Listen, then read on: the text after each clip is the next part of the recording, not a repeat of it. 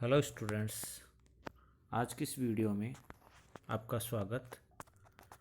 आज हम बात करेंगे curl of a vector field in Cartesian coordinates, यानी कि कार्तीय निर्देशांक के रूप में एक सदिश क्षेत्र के कर्ल का मान।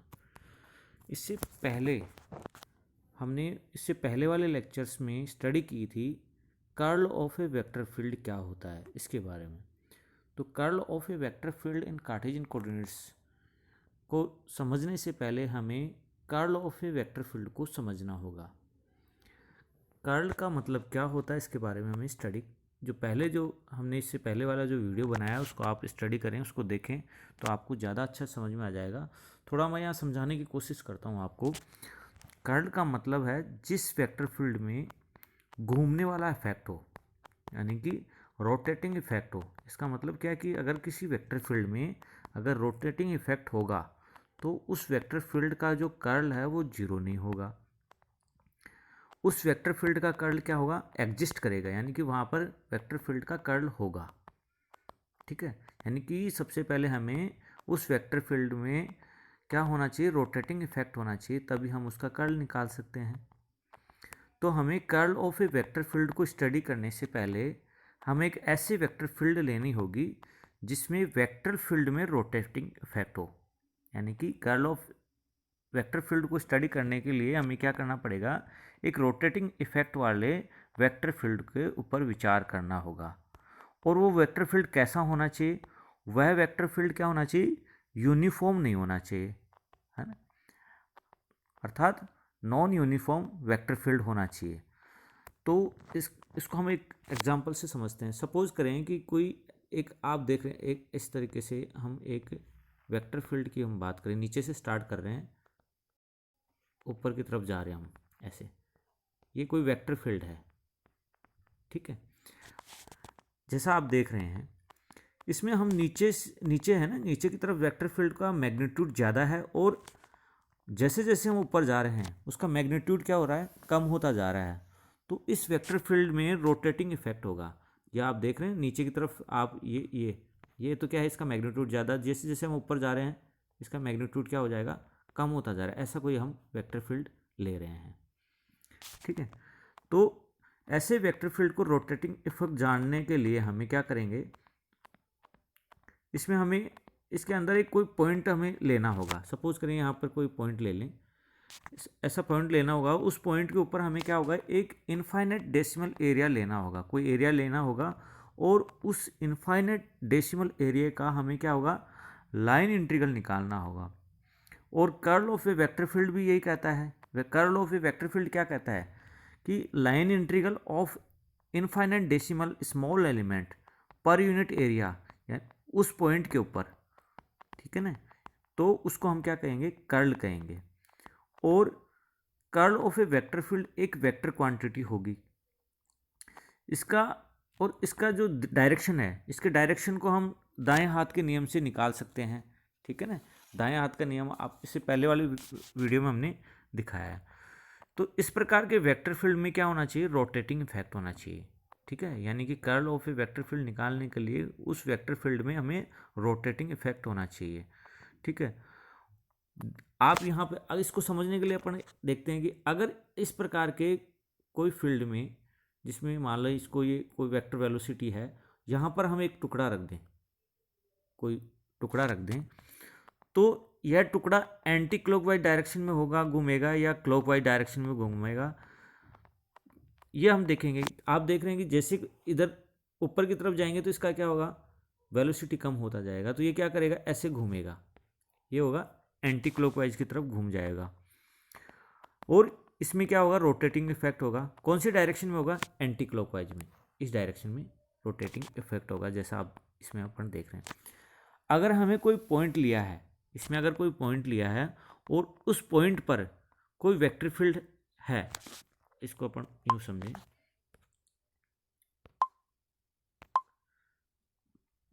अगर हम इसमें कोई पॉइंट लें, यहाँ पे कोई पॉइंट लिया है और इस पॉइंट पर कोई वेक्टर फील्ड है, सपोज करिए यहाँ पर कोई वेक्टर फील्ड ए है, तो इस वेक्टर फील्ड के तीन कंपोनेंट होंगे। एक एक्स डायरेक्शन में, जिसको हम ए एक्स कहेंगे, एक वाई डायरेक्शन में जिसको हम ए वाई बोलेंगे, और एक होगा आपका ए जेड। ठीक है, यानी कि इसके 3 कंपोनेंट होंगे, एक्स डायरेक्शन में ए एक्स, वाई डायरेक्शन में ए वाई, और जेड डायरेक्शन में ए जेड होगा। अगर वेक्टर फील्ड ऐसी हो जिसमें रोटेटिंग इफेक्ट एंटी क्लॉकवाइज हो, ठीक है, ये एंटी क्लॉकवाइज हो, तो हम यहाँ देखेंगे कि जो एक्स डायरेक्शन में वेक्टर फील्ड का जो कंपोनेंट है ए एक्स, उसमें रोटेटिंग इफेक्ट होगा, और वो किस डायरेक्शन में होगा, वो वाई डायरेक्शन में होगा।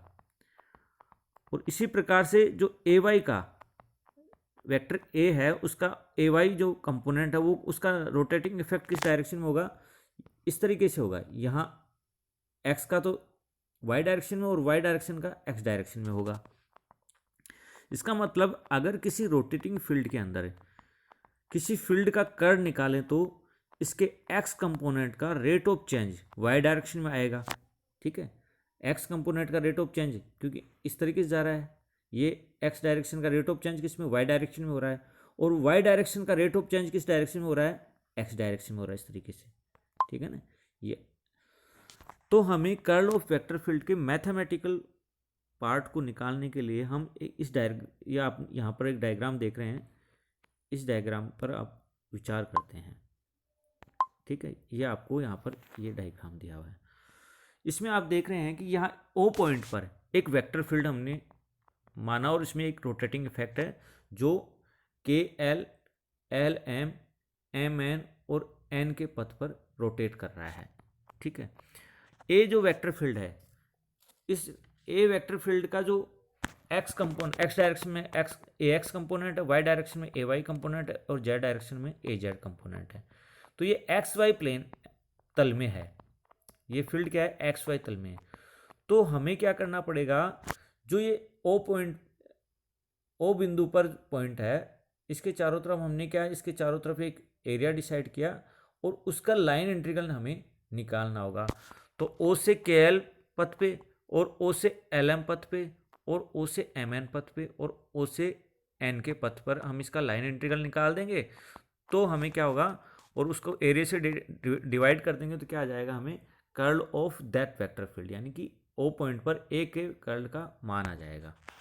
तो ये हमें निकालना है। इसके मैथमेटिकल प्रूफ को देखते हैं अब आगे।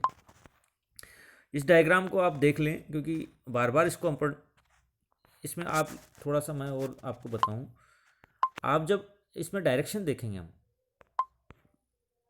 इसमें हम डायरेक्शन की बात करेंगे, तो आप देखिए ये एक्स डायरेक्शन है और ये वाई डायरेक्शन है। ठीक है, ए डी वाई, ये दूरी क्या है, डी एक्स, और ये दूरी ये आपकी डी वाई है। ठीक है, इसी प्रकार ये डी एक्स है और ये डी वाई है। ठीक है, तो आप देखो कि जो अपन इस डायरेक्शन में जाएंगे, एक्स डायरेक्शन में जाएंगे तो ये पॉजिटिव लेंगे, और इधर जाएंगे तो ये नेगेटिव लेंगे। इसी प्रकार अगर अपन इस डायरेक्शन में जाएंगे तो इसको पॉजिटिव लेंगे, और इस डायरेक्शन में आएंगे तो इसको हम नेगेटिव लेंगे। ये आप ध्यान रखना इसको सोल्व करेंगे जब, क्योंकि इसमें यही ध्यान रखना है कि इस डायरेक्शन में जाएंगे तो पॉजिटिव, इसमें नेगेटिव, और इसमें नेगेटिव, इस तरीके से। तो चित्र में देख लिया आपने कि सदिश क्षेत्र ए है, ए के कर्ल को कार्तीय निर्देशांकों में हमें ज्ञात करना है। इसके लिए माना कि एक अभिष्ट बिंदु ओ के चारों ओर एक्स वाई तल में स्थित बंद आयताकार पथ के एल एम एन के है।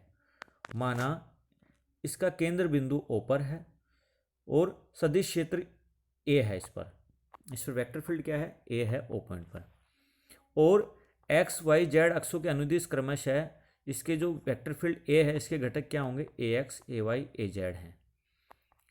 सदिश क्षेत्र का मान जो है ए, वो क्या है, A vector equal to A x i cap plus का A y j cap plus का ए जेड के कैप है। तो आयताकार क्षेत्रफल की लंबाई डी एक्स व चौड़ाई डी वाई है। ठीक है, आप ऊपर डायग्राम में देख रहे हैं, ये लंबाई और चौड़ाई आपकी डी एक्स और डी वाई है इसकी। इस आयताकार अल्पांश भाग का क्षेत्रफल डी ए क्या होगा, डी एक्स डी वाई होगा। सदिश क्षेत्र का बंद पथ के अनुदिश परिसंचरण ज्ञात करने के लिए अब हम क्या करेंगे, सदिश क्षेत्र के बंद पथ, ठीक है, के एल एम एन के लिए हमें क्या परिसंचरण ज्ञात करने के लिए इसके प्रत्येक भुजा पर सदिश क्षेत्र के रेखीय समाकलन का ज्ञात करेंगे। और वो किस प्रकार से ज्ञात करेंगे अपन देखते हैं। और अपन ने ये कहा कि उस क्या करेंगे, आप उसका लाइन इंटीग्रल निकालेंगे, ठीक है। लाइन इंटीग्रल निकाल कर उसको हम क्या करेंगे, प्रत्येक भुजा पर निकालकर उसको कर्ल का मान निकालेंगे। तो सबसे पहले भुजा के एल एम पर सदिश क्षेत्र का मान, चित्र देखिए आप, के एल भुजा ये है, ठीक है। अब इस पे आप देखें,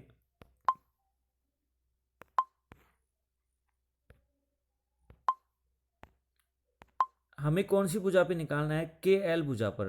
तो ये ओ से अपन इस तक आएंगे यहाँ पे, ये देखिए आप, ठीक है। अभी कौन सी माइनस नेगेटिव दूरी पे वाई की तरफ आ रहे हैं अपन, ठीक है। ए एक्स, ये आपका ए एक्स जो है वो क्या है, इधर आ रहा है, नीचे की तरफ है, तो ये माइनस की तरफ आ रहा है, अर्थात ये दूरी क्या हो जाएगी, माइनस का डी वाई अपॉन 2 दूरी पर आ रहा है। तो के एल जो भुजा है वो कितनी दूरी पर है, माइनस का डी वाई अपॉन 2 दूरी पर, ठीक है। यानी कि भुजा के एल पर सदिश क्षेत्र का मान, बिंदु देखिए आप लिख भी रखा, बिंदु ओ से के एल पर पहुंचने के लिए ऋणात्मक वाई अक्ष के अनुदिश डी वाई अपॉन 2 दूरी तय करनी होगी। अतः के एल के अनुदिश सदिश क्षेत्र ए के घटक ए एक्स में क्या मान होगा वो देखें। तो क्या होगा, ए एक्स यानी कि अपन डी वाई अपॉन 2 दूरी पर आएंगे, यहाँ पर वाई दिशा में ए एक्स के परिवर्तन की दर, ये देखिए यहाँ पर अपन देखें, ये डायग्राम देख रहे हैं आप, ये दूरी अपन ने, ये दूरी क्या था, माइनस का डी वाई अपॉन 2 दूरी पे अपन आएंगे, ठीक है।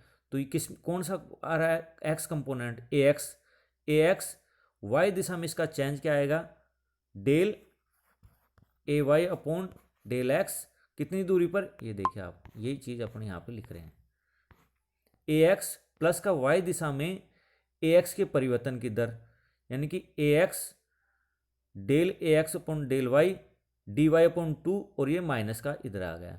तो हमारे पास जो इक्वेशन 1 आया, क्या आया, भुजा के एल पर सदिश क्षेत्र का मान क्या आएगा, ए एक्स माइनस का del A x upon del y d y upon 2। इसी प्रकार भुजा एल एम पथ पर सदिश क्षेत्र का मान, तो एल एम पथ के लिए अपन कहाँ देखिए, एल एम पथ के लिए कहाँ से, ये देखिए आप डायग्राम, इस डायग्राम को बार बार अपने को देखना पड़ रहा है। ओ पॉइंट से, ये ओ पॉइंट से अपन एल एम पथ पे जा रहे हैं यहाँ, ठीक है। तो ये कितनी दूरी तय की हमने, प्लस का डी एक्स अपॉन 2 दूरी तय की इस डायरेक्शन में, ठीक है, इधर की तरफ।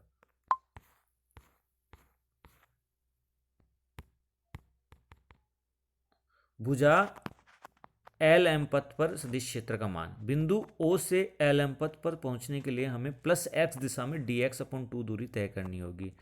तो एल एम पथ पर सदिश क्षेत्र ए के वाई दिशा में घटक का मान क्या हो जाएगा, ए वाई प्लस का एक्स दिशा में ए वाई में परिवर्तन की दर डी एक्स अपॉन 2। तो ये आपके पास समीकरण 2 मिल आ जाएगा, ए वाई प्लस का del A y upon del x d x upon 2, ये समीकरण 2। इसी प्रकार भुजा एम एन पथ पर सदिश क्षेत्र का मान, तो एम एन पथ पे देखेंगे अपन, ये देखिए फिर अपन डायग्राम को देखते हैं, देखिए ये आपका एम एन पथ है। तो देखिए अपन क्या जा रहे हैं, माइनस की तरफ जा रहे हैं, माइनस डी एक्स दूरी की तरफ जा रहे हैं एक, तो ये तो क्या हो जाएगा, ये ए एक्स में परिवर्तन होगा, ठीक है। और ये जो दूरी है यहाँ से यहाँ तक, ये दूरी कितनी हो जाएगी, प्लस का डी एक्स अपॉन 2 दूरी, ठीक है। ये देखिए आप, भुजा एम एन पथ पर सदिश क्षेत्र, तो क्या हुआ, अपन माइनस एक्स किसकी तरफ जा रहे हैं, इधर माइनस की तरफ, तो माइनस का ए एक्स, ठीक है, plus minus del A x upon del Y, कितनी दूरी है, डी वाई अपॉन 2 प्लस की, ठीक है। तो ये क्या आ गया अपना, माइनस ए एक्स प्लस का del A x upon del y d y upon 2, ये इक्वेशन 3 आ गई। इसी प्रकार एन के पथ पर सदिश क्षेत्र का मान, ठीक है। तो ओ पॉइंट से एन के पथ पर पहुंचने के लिए माइनस एक्स दिशा में डी एक्स अपॉन 2 दूरी तय करनी होगी। ठीक है, तो पथ एन के वाई माइनस वाई दिशा में घटक का मान क्या हो जाएगा, ये समीकरण 4 आ जाएगा आपका। तो हमें क्या करना है, बंद पथ के एल एम एन के अनुदिश सदिश क्षेत्र ए का रेखीय समाकलन निकालना है। तो बंद पथ के अनुदिश के एल एम एन के ए डॉट डी एल। ठीक है, तो आप देखिए कहाँ अपन कहाँ से स्टार्ट किया था, के से एल, फिर एल से एम, फिर एम से एन और एन से के से L A dot D L से M A dot D M से एन ए डॉट डी और एन से के ए डॉट डी इन सब की वैल्यू अपन यहाँ पर पुट कर देंगे। ठीक है, निकाल कर यहाँ देखिए ये रहा, हाँ ये देखिए के एल ए डॉट ए अपन ने निकाल लिया था, समीकरण एक जो था। और डी एल क्या है, डी एल के एल की भुजा की दूरी कितनी है, डी एक्स। ये देखिए आप डायग्राम देखेंगे अपन, यहाँ पर देखें ये रहा। ठीक है, ये जो ये वाली के एल पथ की दूरी कितनी है, डी एक्स। और अपन ने एक समीकरण एक ये जो है मान निकाल लिया था ए का, तो ये अपन ने पुट कर दिया यहाँ पर। तो क्या जाएगा, के से एल समाकलन ए डॉट डी एल, ए की वैल्यू पुट कर दी, डी एल बराबर डी एक्स हो जाएगा। इसी प्रकार एल एम पथ के लिए एल एम के लिए निकाल लेंगे। ठीक है, इसकी डी वाई दूरी हो जाएगी डी एल बराबर। इसी प्रकार एम एन के लिए निकाल लेंगे। तो 6 समीकरण 5, 6, 7 और 8 अपने को ये निकल जाएंगे। इन सबको अपन किस में पुट कर देंगे, इस समीकरण ए में वापस पुट कर देंगे। जब समीकरण ए में पुट करेंगे तो हमें टोटल परिसंचरण आ जाएगा, अनुदिश कुल परिसंचरण के एल एम एन के है ना, बंद पथ के एल एम एन के अनुदिश जो कि एक्स वाई तल में है। इन सब समीकरण 5, 6, 7, 8 की वैल्यू पुट कर देंगे। वैल्यू पुट करके इसको सोल्व करेंगे, कुछ राशि इसमें कट जाएंगी। इन राशियों को कटने के बाद में हमें जो बंद पृष्ठ के एल एम एन के ए डॉट डी एल की जो वैल्यू आएगी वो क्या आ जाएगी, del A y upon del x minus का del A x upon del y into d x d y. समीकरण 9 आ गया। और हमने देखा था कर्ल की परिभाषा हमने पढ़ ली थी। कर्ल की परिभाषा क्या है, किसी क्षेत्रफल अल्पांश को परिबद्ध करने वाले बंद परिपथ के अनुदिश सदिश क्षेत्र का रेखा समाकलन या परिसंचरण प्रति एकांक क्षेत्रफल पृष्ठ तल के लंबवत। ठीक है, पृष्ठ तल कौन सा है, एक्स वाई प्लेन है, और एक्स वाई प्लेन के लंबवत दिशा कौन सी हो जाएगी, जेड। हम दाहिने हाथ के नियम से भी निकाल सकते हैं। तो जेड दिशा में कर्ल की वैल्यू हमारी आ जाएगी। तो जेड दिशा में कर्ल ए का घटक क्या आ जाएगा, ये आपके पास आ जाएगा। समीकरण 9 से हम पुट कर देंगे, बंद पृष्ठ के डॉट ए एल का वैल्यू पुट कर देंगे। इसमें देखें आप, यहाँ पर अपन देखें ये इसका वैल्यू है ना, तो यहाँ पर ये इसकी वैल्यू पुट कर दी। ये आपका क्या आ जाएगा, डी ए क्या है, D x upon D x से कैंसिल हो जाएगा। ये इस तरीके से कर्ल ए जेड, क्योंकि एक्स वाई प्लेन में तो कर्ल का डायरेक्शन क्या होगा, जेड की तरफ, तो इसकी वैल्यू क्या आ जाएगी, समीकरण 10 आ जाएगी। कौन, कर्ल ए जेड क्या आ जाएगा, del A y upon del x minus का del A x upon del y. इसी प्रकार वाई दिशा में कर्ल का मान यह आ जाएगा समीकरण 11, और एक्स दिशा में कर्ल का मान क्या आ जाएगा, समीकरण 12 आ जाएगा। तो इस तरीके से हम क्या करेंगे, सदिश क्षेत्र का कर्ल क्या हो जाएगा, curl A equals to i cap curl A x plus का j cap curl A y plus का के कैप कर्ल ए जेड। समीकरण 10, 11, 12 का वैल्यू अपन यहाँ पुट कर देंगे। तो हमारे को curl A value equals to क्या जाएगा, i cap del A z upon del y minus का del A y upon del z plus का j cap del A z upon del z minus का del A z del sorry i j cap del A x upon del z minus का del A z upon del x plus का k cap del A y upon del x minus का del A x upon del Y. इसको हम सारणी के रूप में, cross product होता है ना, तो इसको क्रॉस प्रोडक्ट के रूप में I J K cap del del x del del y del del z A x A y A z. तो इसको अगर सोल्व करेंगे तो हमारे पास ये वैल्यू अब आ जाएगी, अगर इसको सोल्व करेंगे तो। ठीक है, तो कर्ल ए बराबर डेल क्रॉस ए आ जाएगा। डेल की वैल्यू अपन जानते हैं, आई डेल और डेल एक्स प्लस का जे कैप डेल और डेल वाई प्लस का के कैप डेल और डेल जेड, और ए क्या है अपना आई कैप ए एक्स प्लस का j cap A y plus का के कैप ए जेड है। तो इस तरीके से हम curl of a vector equals to क्या निकाला, डेल क्रॉस ए हमने निकाला है। तो ये कार्टेशियन कोऑर्डिनेट्स में इसका वैल्यू जो है आपकी, ये आपकी होगी। ठीक है, ये काफ़ी इंपॉर्टेंट टॉपिक है आपके एग्ज़ाम की दृष्टि से। Thank you very much. अगर आपको इसमें कोई प्रॉब्लम हो तो आप मुझे व्हाट्सअप कर सकते हैं। Thank you.